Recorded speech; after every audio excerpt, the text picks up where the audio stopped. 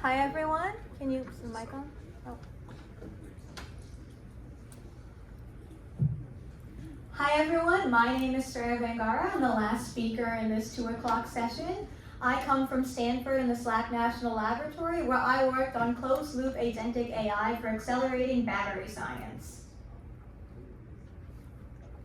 And my clicker doesn't work, so we'll come back here. I'd like to introduce the team first. Battery science is an incredibly interdisciplinary field. When we think about agentic AI and scientific workflow, it's also important to bring in that experimental section. We have incredible computationalists at Stanford, as well as experimentalists at the Battery Center and several collaborator groups, including the Wendy Chu group and the Wendy Gu group and the Will Chu group. Now, when it comes to batteries, we care about the same things that you all probably care about, which are how long is my battery going to last, and how many times can I charge and discharge it before it stores enough electricity for my usage. It's really easy to tell when your battery stops working as well, because it either dies or it just doesn't charge enough. But it's very difficult to then elucidate the core scientific aspects of the causes of those failure modes. This could be mechanical. There could be some sort of tear in the substrate between the anode and the cathode. It could be chemical. There could be parasitic side reactions that are eating up at your lithium. There could be some sort of lattice collapse, or it could be some sort of electrical failure, some unexpected impedance. Discerning all of these different failure modes is vital for us to improve upon battery technologies. The bottleneck, however, isn't really ascertaining and collecting the data, but rather analyzing this enormous corpus of vast, multi-scale and multidisciplinary data. So for instance, we can collect electrochemical traces where we can understand the voltage and the current, the impedance, the capacity, and so on over cycles. We can also look from optical microscopy at the visual artifacts on the surface of the battery. Furthermore, at SLAC, we have a line scan mapping Raman system, which allows us to collect entire spatial maps of the Raman of the surface of the battery during operando cycling. But as one can imagine, these all operate at different scales. The Raman is telling us about lattice modes and molecular presences and perhaps reactions. The electrochemical signals are telling us about that electrical regime. The optical microscopy might be telling us about the mechanical regime. So analyzing each of those modalities independently itself is a big data problem, but then connecting phenomena from one scale to another and from one domain to another requires an enormous collaboration between different domains of science. And this is a great area for AI and agentic workflows to bring in and accelerate processes. Typically, we'll take Raman spectroscopy as our domain of demonstration. Typically, we collect our data, and then we go read a bunch of literature, we look at papers online, we talk to the experts in the field, we go to their desks, and we try to tease out what all of these different artifacts in the data mean scientifically and what that could indicate about the performance and the failure modes of the battery. We envision a different workflow. Instead, we ask a simple conversational user question to this battery data set. We also provide the LLM this experimental data in a structured methodology, so a SQL table, as well as access to an enormous corpus of related literature that is then chunked into a vectorized literature database. The LLM call then, in parallel, produces both a SQL query that iterates upon the SQL database to provide the exact quantitative answer to the question, as well as a literature search vector that conducts a cosine similarity search on this vectorized literature database to provide that knowledge answer. It's important that we include both of these processes because data without context is meaningless, and context without connection to the experiment does not allow us to iterate upon our process. Another LLM call then synthesizes these into a structured, conversational, easily understandable, and intuitive answer. This overall system is what we at Stanford and SLAC have developed as SpectraQuery. We conducted evaluations across 2 different domains. Firstly, as fundamentally a battery scientist, I believe that in order to create a scientific AI tool, it has to be evaluated and used by the scientists. If it doesn't accelerate workflows, then who are you really using it for? And so we had scientists at SLAC who actually produced these experimental battery data sets, used the Spectra query system to query and ask questions they knew the answers to, but weren't sure that even a grad student or a postdoc in the group would be able to intuitively understand easily. And they rated this fairly high across the board in different metrics. There was some work to be done on citation quality. And we also use a fairly standard LLM as a judge methodology to evaluate the groundedness and the accuracy and the recall of these answers. Again, there was something to be amiss for recall, which is how often we're getting the closest papers, as well as that quantitative SQL accuracy. But it was a great start for us to begin demonstrating that these agentic workflows do enable acceleration of these interdisciplinary scientific systems. Furthermore, we found many comments indicating that the system was able to return answers that were accurate, relevant, grounded, and accelerated their own workflows, reducing what would originally be months of work into just simple few hours of correspondence with the Spectra query system.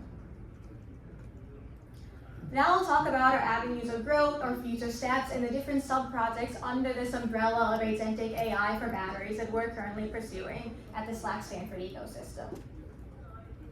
Firstly, we are renovating the pipeline for the system to follow more traditionally scientific workflows. We want to be inspired by how scientists work in the lab, not reinvent the wheel. We're incorporating new domain packages, so it's modular. You can swap out any sort of experimental data set. You can swap out different literature corpuses. We built our own database generator. We have an open search backend instead of cosine similarity that's a little better at doing that RAG discovery. We have an MCP server, so if anyone is interested in actually working with Spectra Query, you can come talk to me after this talk. We also have an fast API tool server, so the agent doesn't have to follow a deterministic path. It can then choose how it wants to answer different sorts of questions, which gives it that nuance and adaptability that one would typically have when answering scientific problems. We have a DSPY multi-hop planner. This is essentially a reinforcement learning loop that learns across user expert usage of the system to refine the prompts such that instead of the system not quite understanding jargon or the context of experiment, it learns about how to transform these conversational queries into something more accurate for looking up across a wide variety of databases. We also do keep track of our output and our performance with MLflow. This allows us to be very statistical and thoughtful with how qualitative changes impact the quantitative qualities of our answers. I think this is very important with scientific workflows because it's easy to produce an answer that seems accurate on the surface, but then comparing one methodology to another requires a deeper statistical evaluation. Furthermore, we were scouted by the CM2 US mission under the Gemini project to develop a similar analog MAG query that enables for the discovery of critical mineral substitutions for magnetic materials in the US manufacturing and industrial chain. And so in this example, we are able to submit a simple conversational question that then is able to tool call from DFT proxy simulations, from MLIPs, from different sorts of databases across the national lab, does RAG, and is able to come up with a system output that is useful for people in industry as well as academia. Furthermore, at SLAC, we're implementing a closed-loop autonomous workflow, so our Spectra query agent is at the center of a loop that uses a traditional Bayesian optimization methodology to iterate upon experiments to develop better models of how an initial battery design is going to impact that end of life and the other characteristics we care about. Critically here, we found that having an automated experimental system, so robotics, is very important because when you have graduate students like myself who make all of the cells, the quality of the data varies significantly, and we need extremely clean data in order to make good machine learning workflows out of complex scientific tasks. Furthermore, following the chain of evidence is something that's very intriguing to us. When we think about RAG retrieving simple passages, there's not really a scale of confidence of how these passages relate to the query, nor is there a connection between how passage A relates to B to C to D. And when we're solving complex questions, we want to follow a train of thought. We don't just want a series of unconnected facts. And so the goal here is to augment the RAG system with a knowledge graph crafted from a literature corpus, where the nodes represent the scientific phenomena and the edges are actual confidence scores or statistical derivations of phenomena A causes phenomena B 80% of the time, so a score of 0.8, or C 20% of the time, and a score of 0.2. The directionality is important in science because A corresponds to B doesn't always mean B corresponds to A.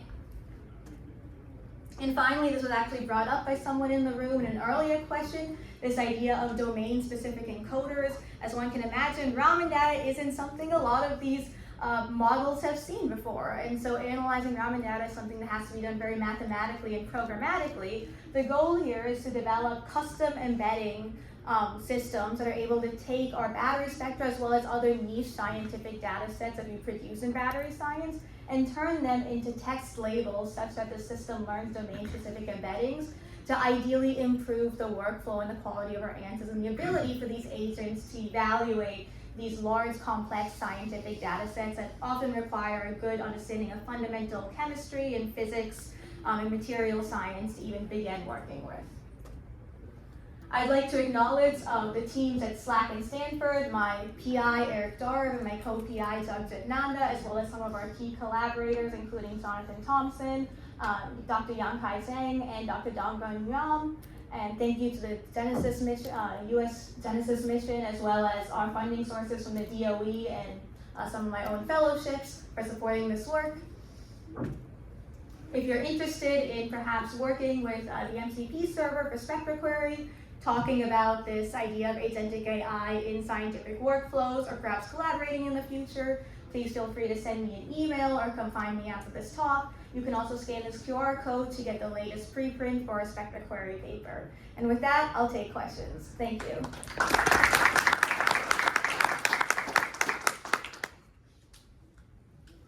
Question. For the interpretations you were just showing, did you have scientists label those, or does it learn be generated? I'm curious about that. This slide? Yep. So we have a small QA gold standard set of hand-labeled spectra embeddings, and then we're trying to train a model to learn how to recreate those embeddings on new, previously unseen data. Can you do that across domains, like from Raman data from other target applications, so that you're learning the annotation across domains? Is that possible? Yeah, that's our hope, is to make it scalable and adaptable. So right now what we're trying to test it with, and this is a very small system, is can it learn from lithium ion cells and then accurately produce embeddings with sodium ion cells that do have somewhat different chemistry but is similar. And the goal is to move beyond that to different sorts of materials that are worked on at SLAC. Whether or not we can go from this kind of material science to maybe biology, I'm not sure at the moment, but I think it is very important in the scientific ecosystem that we do make embeddings for scientific niche data types, and so hopefully this is able to begin some of that discussion. Like roughly how many samples you have of data? Yeah, we have almost 1 million spectra from various experimental data sets that we produce through these collaborations. How much labeled? Maybe a few hundred. Yeah. Can you go to the knowledge graph? So I was just curious, we've seen this trend of the retrieval system moving beyond like pure embedding-based RAG, like you mentioned, to some type of hybrid system where maybe they have a knowledge graph and embeddings that are working together. In a perfect world, as a domain scientist, like what would you want from your underlying database? Where you like what type of features would be helpful to answer the type of scientific questions you're asking? Yeah, I think the first most important feature, I'm not sure if this is maybe what you were thinking of, is citation quality. And so what's really important to me is that every node and every edge is linked directly to all of the resources and papers and literature that it comes from. And then secondly, what's important is that these edges are connected in a way that isn't just from proximity between papers, but actually understanding the language and the jargon within the papers, that when you have the presence of some compound that generally maybe catalyzes a reaction to produce another compound, so actual scientific processes rather than just linked groups of knowledge. we're trying to do this in multiple ways. Building a knowledge graph from the ground up is rather difficult because you have to make all these decisions about what are going to be nodes. Are we breaking at the sentence level? Like, what is our fundamental token? Are we breaking at the paragraph level, the paper level? Textbooks are great because they're fundamentally ordered, but scientific papers are a terrible source of information to parse through. And then evaluating what's the best way to even read a scientific paper is very difficult. So one of the other options that we're working on, and RA is working on at the moment, is taking an existing large knowledge graph in one of our domains that isn't very high quality and trying to prune it with a feedback loop. And so that's another methodology that we're exploring right now, which is instead of, again, reinventing the wheel, can we just remove all of the nodes and edges that don't have the ability to trace back to some sort of citation? So Yes, sir? in that case, because we've been trying to do the same thing in biology quite a bit. Yeah. One of the underlying concepts that we have is this notion of an assertion, right? Which is that we believe this is true, like some relationship. So do you have a sense of how you would score that? I mean, it feels a little bit circular to me in the sense that you want to have relationships in the knowledge graph to be based on what we believe to be true, but you somehow need to have a quality assessment of that assertion. So have you got thoughts on that?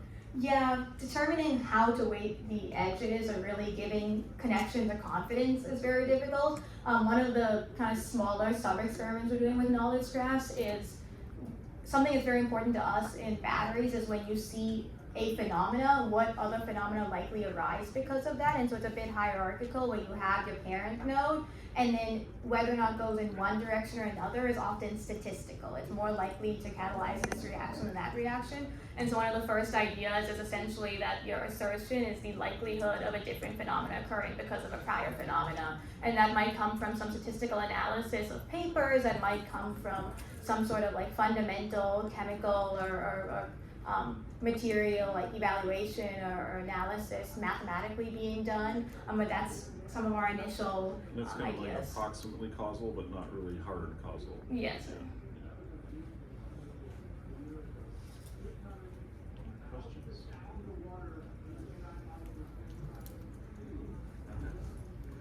Thank you. Thank you.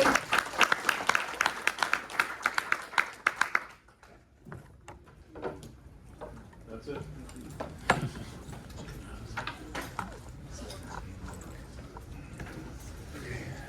So this next session starts at 4 Yeah.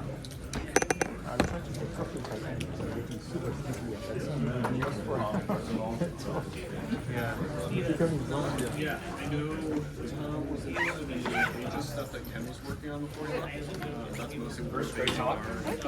Yeah, your presentation was impressive. I appreciate that. But so I was curious. So my research is vector databases, particularly for science. When we run them at scale, how does retrieval look like? And it seems like we're running into a lot of similar problems of like embeddings alone don't cut it to give you this context that we're looking for.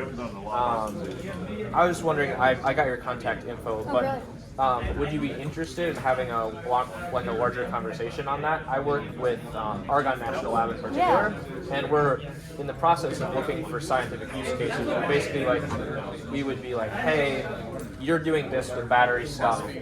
How can we design a data store that actually like natively supports what you're looking for? I don't know if that's something you guys are already doing. That's something or... we'd definitely be interested in. Okay, Let cool. me also give you. Oh, that'd be great. I forgot mine at home. I was so sad.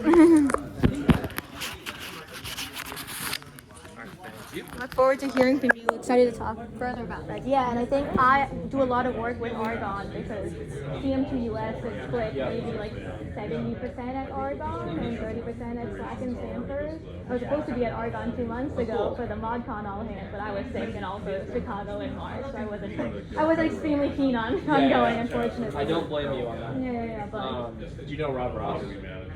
I don't know him personally. Okay, no worries. I was just curious. I was like, that's my boss. I was like, Oh, I don't know okay. if you. Do a lot of work with Frank Alexander. Okay, yes. Also know him. Yeah. He's very nice. Yeah. But okay, cool. I'm a little forgetful, but I will get an email to you. Brilliant. Look forward to hearing from you, to Seth. talk more. Thank you. Do is cache or something. Table.